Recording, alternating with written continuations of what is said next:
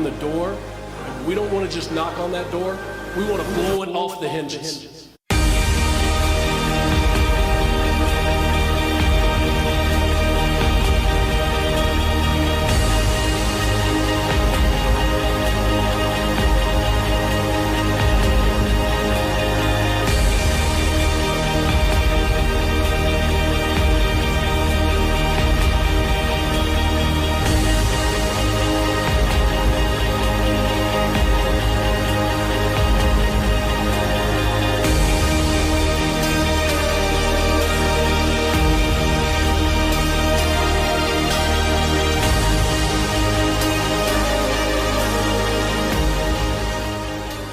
All right, guys, I'm here with Alec Kwait of the Horizon Roundtable. Alec is the Cleveland State writer for the Roundtable, and he has been a part of the team all of this season. Does it go back into last season at all, Alec? It does not, no. Okay, so Alec's been covering Cleveland State for the team now for the year anyway, which is great because this is such a great resource for Norse fans because, you know, we get so hyper focused on our team. There's obviously a lot of stuff going on, specifically today in the world. Even it's been hard to prepare even for this conversation. For those of you who don't know what I'm talking about, just do me a favor and I don't care when you're watching this. If it's 20 years from now, you're digging through the Norse archives, just go Google January 6, 2021, and you'll know what I'm talking about. It's been a fun little day, but yeah, Alec has agreed to join us today to kind of discuss our upcoming weekend matchup against Cleveland State. So Alec, thank you so much for joining. Why don't we get started real quick with you just kind of telling us a little bit more about yourself. You kind of started there, and not just about yourself, but also, you know, your involvement with Cleveland State basketball and like how far back your fandom goes. Yeah. Well, I've been a sports journalist since going back to my high school days. My advisor in high school was the athletic director of our high school, and he actually got me a weekly writing job writing about our high school sports in a local newspaper. So that was a really cool experience. And then going forward, I've written for a few different websites. I've contributed for Sam Amico's website in the past, NBA writer. And my Cleveland State fan, I've been an on and off Cleveland State supporter over the years. More of my attention in the past has gone to local Division III basketball. But oh, wow. That's kind of the opposite of what you hear. Yes, I'm actually supporting John Carroll right now with the T-shirt. That's my team. But I think the Norse fans would find interesting that I usually, when I went to Cleveland State before a couple years ago, I was actually on the ground floor as a team manager for the Vikings when Gary Waters was the head coach. This was his second to last year. This was when Trey Lewis was a senior. So I kind of got a really cool opportunity to see how a Division I men's program runs and just be on the ground floor of everything. I got to watch the Indiana Pacers hold a practice when they came into the Wolstein Center. The Bucks were there one time when I wasn't around, but yeah, it was just a really cool opportunity. And ever since then, I've always just kind of had a soft spot in my heart for Cleveland State and hope that they do well. So, okay, I guess we'll just get right into it. Cleveland State, 6-3 this year. They're 6-0 in the Horizon, so that would mean 0-3 in non-conference. I did see just some highlights for the fans before I give it over to you, Alec. I saw a pretty big blowout I think they had earlier this year where they got crushed by, was it Ohio or somebody from the Yes. MAC? Yeah, okay. So with that said, 6-0 in conference, that's a huge ship riding thing for them. Walk me through the season so far, the highs, the lows, the ups and downs, all that kind of stuff, and like where we are now. Okay, for sure. Well, non-conference was shaky to say the least for the Vikings. They originally, before COVID, had Duke and Kentucky scheduled as road games this year, but obviously those had to be canceled. So they replaced them with in-state games against two MAC teams, Toledo, who was the opening night game. They played them tight. Toledo's a veteran team. Cleveland State was missing Alec Kwait in that one with the foot injury. They got off to a quick start. They looked like they just missed his presence down low in the second, especially in the second half against a veteran-led Toledo team. Ohio, that's a team that if they can make the NCAA tournament could make some noise, in my opinion. They played Illinois, who was the number 5 ranked team in the country at the time, very close.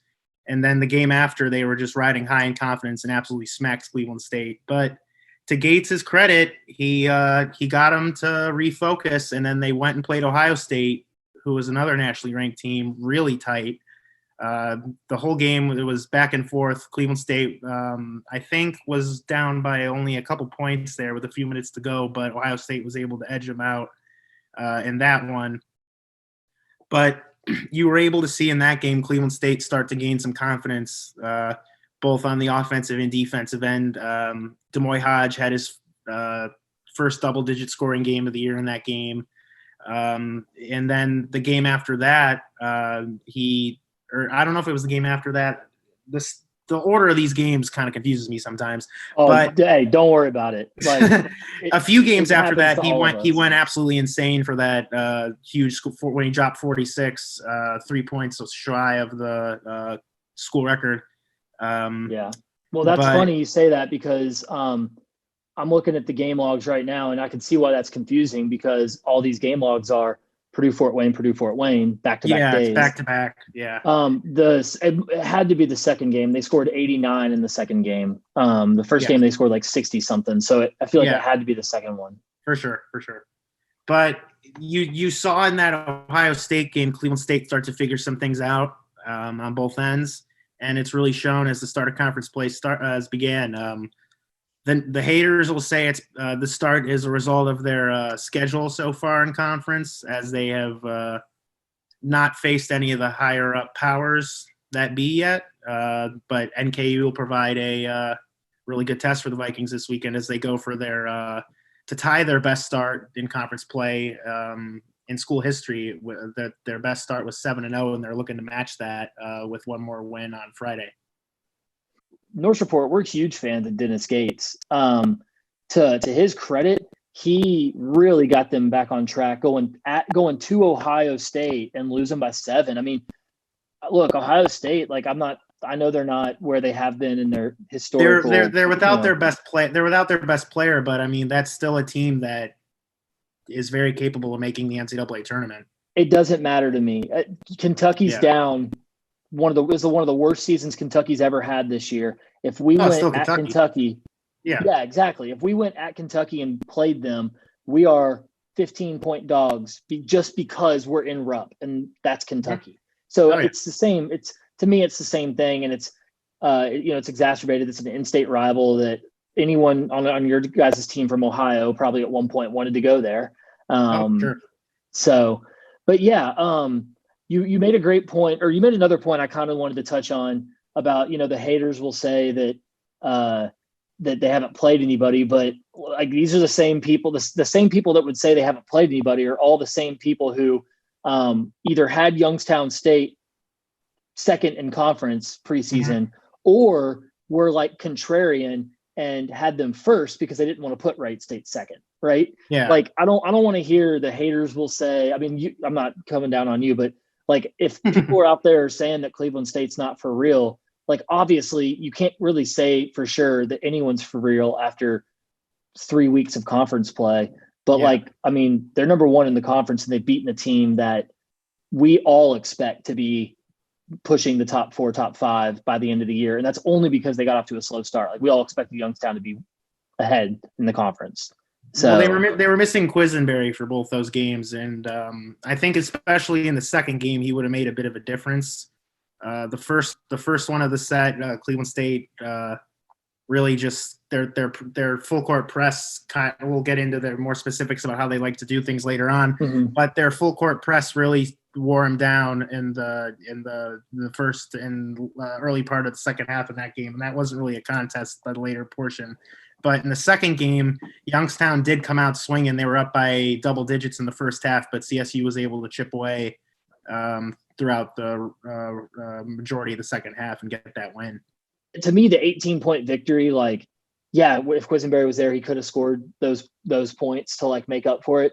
But that's assuming that everything stays the exact same if Quisenberry is there, and then he just adds on 18 points. Like we all know that it doesn't work like that. So yeah. To your point, this will be an awesome litmus test this weekend for both teams. We actually split to Youngstown State, so there's a common opponent, but we also played Purdue Fort Wayne twice as well, and we beat them by a total margin of victory that's only 2 points less than you guys. So I don't know. I haven't watched a lot of Cleveland State this year, but just looking at the numbers, where you guys rank in defensive production, like team defense, basically holding opponents to, I think it was like 65 points a game or something. Mm-hmm. I see that this weekend is definitely going to be a challenge for us. And it's honestly, my guess is, and we'll talk more, I think, about this at the end, is it's going to come down to sort of who plays better defense and is able to convert their defense into offense. So, because it looks like both teams have that as a philosophy, but I want you to confirm that with me. What is Cleveland State's sort of philosophy from a team perspective, and then breaking it down? Like, do they just run an open motion offense? What's their defense look like? Stuff like that, to the best that you can explain. Yeah. Well, I'm going to start first defensively, because that's where I think Coach Gates puts a lot of his emphasis on. But first and foremost, Cleveland State wins this year using their depth. They have a tremendous amount of capable players on their team that all can do different things. I believe in most games you only see like one or two players at most play over 30 minutes for the Vikings. So you're going to see a lot of different guys getting time. But defensively for the Vikings, they've really done a very good job of playing both the man-to-man and a zone. We've seen in some games, especially in games against teams that like to shoot threes, they will a lot of the times off makes implement a 2-2-1 full court zone press and then sag that off into a 2-3 zone. And that was very effective, especially against Purdue Fort Wayne, a team that likes to just hoist them up from beyond the arc a lot of the time. Another major key for the Vikings. Also like NKU, by the way, fans. Okay. Be ready for that. Yeah, we shot like the 10th most threes in the country last year. Okay, so get ready to see some more zone from Cleveland State, most likely, and some more press from Cleveland State off makes to try to combat that. Cleveland State also, the last couple games, has been working Al Eichelberger back in the rotation, and that has really been a steadying force for them in their half-court sets.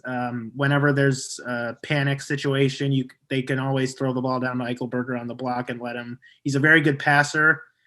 So they run a lot of sets through Eichelberger because of his passing ability, and that is something to look for this weekend for sure. He played a season-high 20 minutes coming back from that foot injury in the last game for Cleveland State. Unclear on whether he's going to start or not.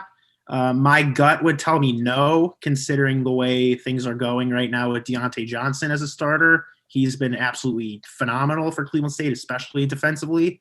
So I expect to see Eichelberger more off the bench as things go forward, but we'll see what Coach Gates has to say about that. Well, that speaks to the Cleveland State. I'm just going to interrupt you real quick. Sorry. Yeah, sure. That speaks to the Cleveland State depth right there. Yeah. I mean, I'm looking at the game logs right now. You guys got 10 guys that have registered minutes in 8 or more games of your 9 games this year. Mm-hmm. That's not even including Eichelberger, who's only been a part of 3 of them. So, right. I mean, you guys are deep. And if you can have a third team all conference player coming off your bench and like not really lose much because you got a guy who's currently, I think, number 1 in blocks right now. Yeah. Spider Johnson, Deontay Johnson. Thank you. Deontay Johnson. Thank you. Yeah. I'm sure that's why they call him Spider, probably, right? Yes. Nice. So, it's people need to understand that like this isn't your 2016-17 Cleveland State team. Oh, absolutely not. And one other thing I wanted to point out, Demoy Hodge, a lot of people just think of him as a scorer, and rightfully, I mean, his scoring prowess is, I mean, Coach Gates has said multiple times why it shows why he was recruiting him back when he was at Florida State, because this guy can go out and drop 40 any night. But he's also top 20 in the nation in steals. Yeah, that's what I was going to ask you about. And he's also has registered multiple games with multiple blocked shots.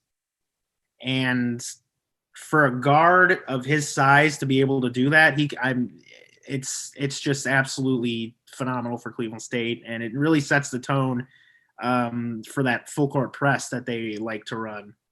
When you have guys like Hodge and Craig Baudouin, who's the starting point guard at the head of that press, it really forces opposing teams to get into their offensive sets a lot slower than they would like if they avoid a turnover. So I can't. I'll say it till I'm blue in the face, but it's Cleveland State wins with their defensive pressure, and it's been a blessing to watch so far this year. Which sounds problematic, considering you guys are taking on a Norse team that is just full of freshmen. I mean, we have a guard. I will say our saving grace against you guys is going to be Bryson Langdon. He's our starting point guard. He led the Horizon League last year in assist to turnover ratio. So he's by that measure anyway, you could say he was the best point guard in the league. I mean, I know there's other analytics and other things to look at, but generally speaking, assist to turnover ratio is a pretty good I'm a heavy indicator. believer in that stat. Yeah, absolutely. Yeah. I mean, I know like stats are stats, but that one just says this guy does not turn the ball over and he gets his teammates involved. Boom. Yeah. And so you love to see that. And we're going to need him. I mean, because behind him, we have a kind of like a revolving door. Carlos Hines is a transfer who came in and has been in and out of the lineup. Missed this past weekend. It was reported by the actual broadcast team on the live event, or on the live game. So I'm assuming it's true that COVID protocols. I don't know if that means failed test or social distancing guidelines were broken or what, but he was unavailable, and he's a junior JUCO guy. So we had to, in his absence, resort to, in our second game against Purdue, we had to resort to walk-on freshman Jacob Evans for defensive purposes because Bryson Langdon got 4 fouls. Now, that I'm certain is not the long-term solution to a full-court pressing Cleveland State team that is 6-0 and coached by one of the best young head coaches in the country. Yes.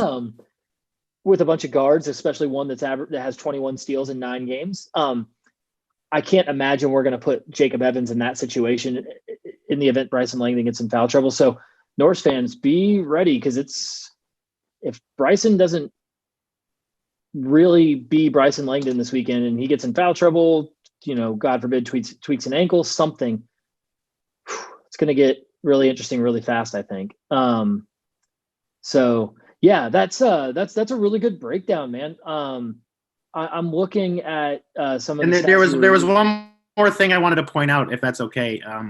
Go for it. I just wanted to give a special shout out to Coach Gates because he has these guys buying in not only on the floor but in the classroom.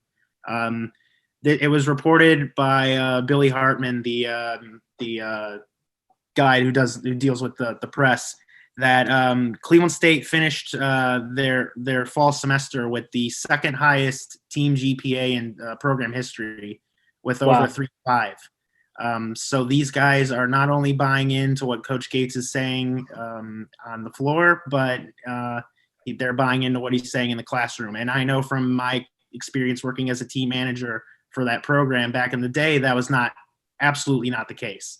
So I just want to give him a special shout out for getting these guys to buy in. And as someone who has not really followed the team so closely in the past couple years, to jump right in and follow them this year has just been an absolute blast. And I can't wait for the rest of the season.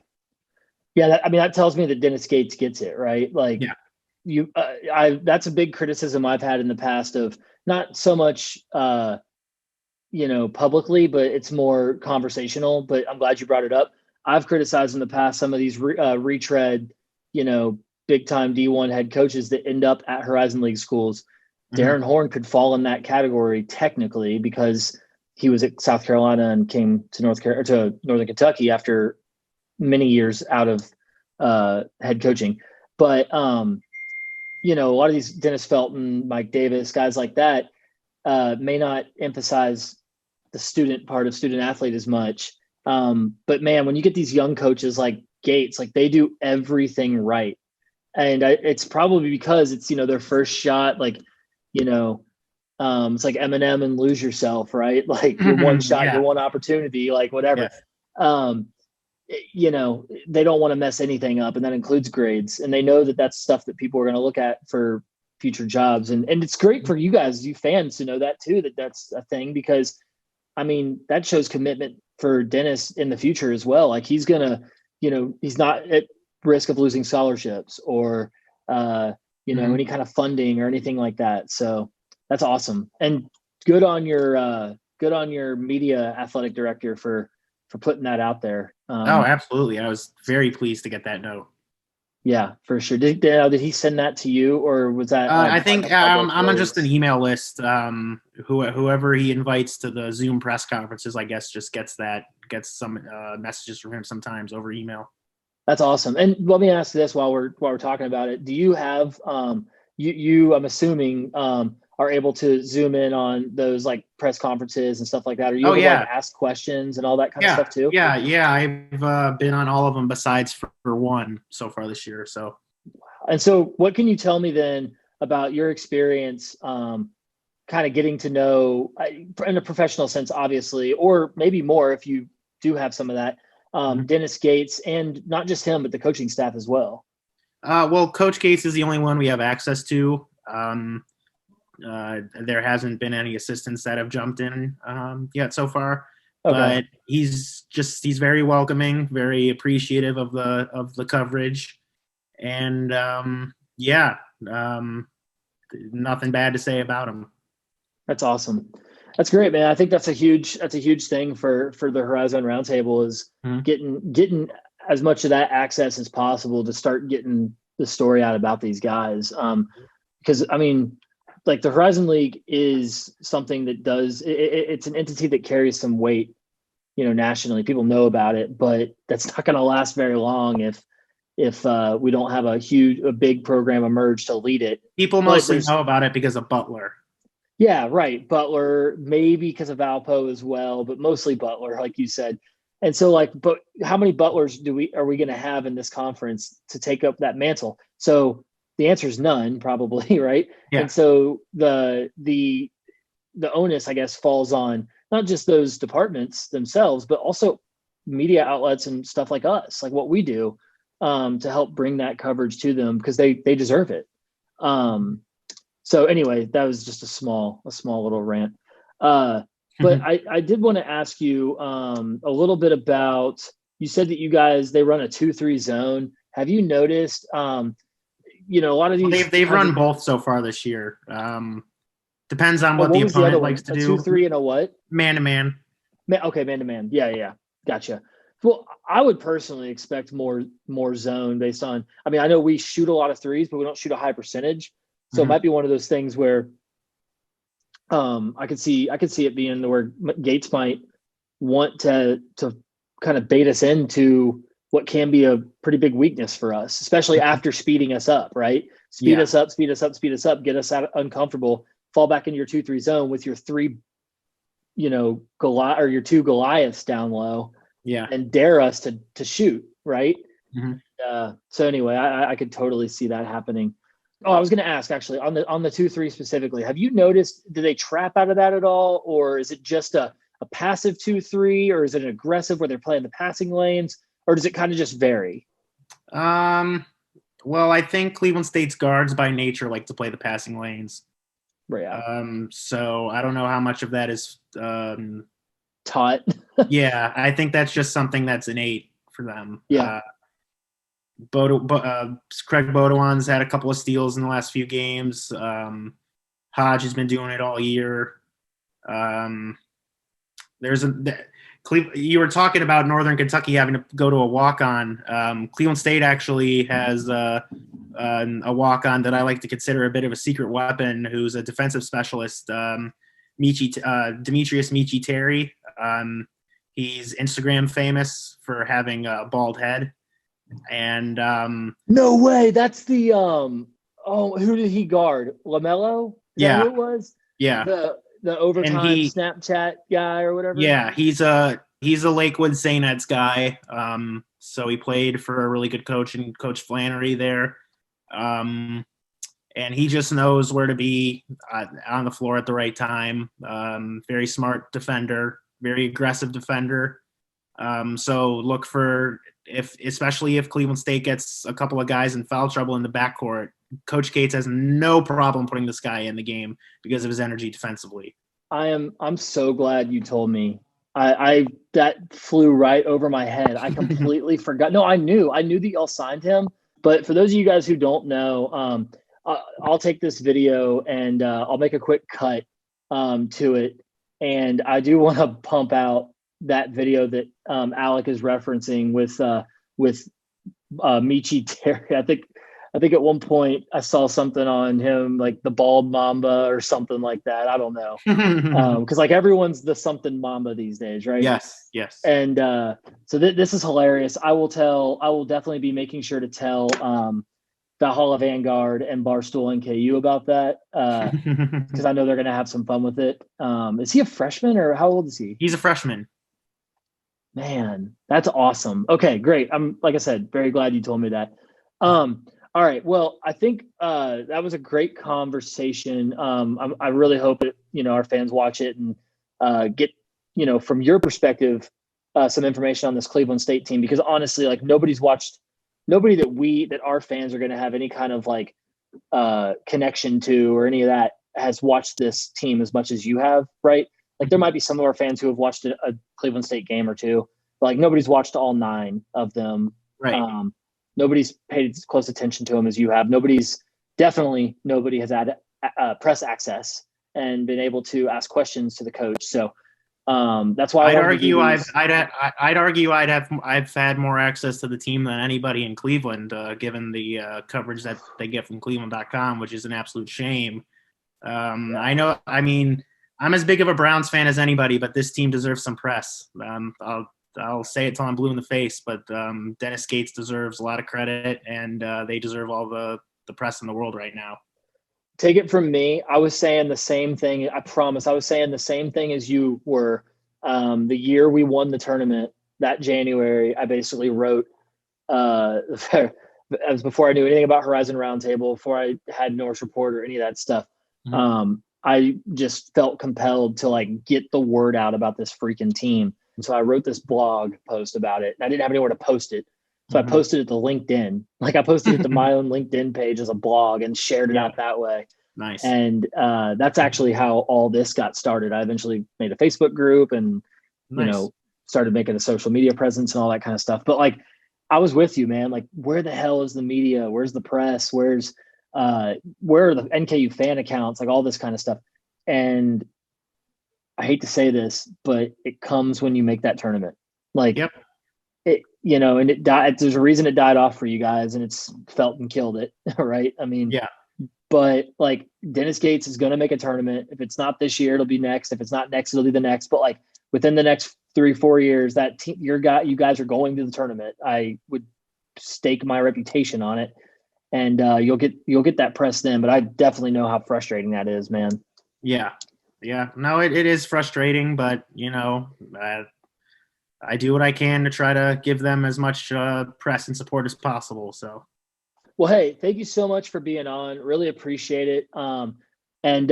We face Cleveland State. NKU, anyway, that is, faces Cleveland State Friday and Saturday, both games at 7. Haven't heard anything to think that's not going to happen. I know. I'm going to be a lot more confident Friday at 6:49. Yes, I'll be confident when I'm in the arena watching them warm up. So, well, thanks so much again, man. We'll be in touch, and fans, actually, Alec, why don't you tell our fans where they can find you and keep in touch with the rest of Cleveland State's season?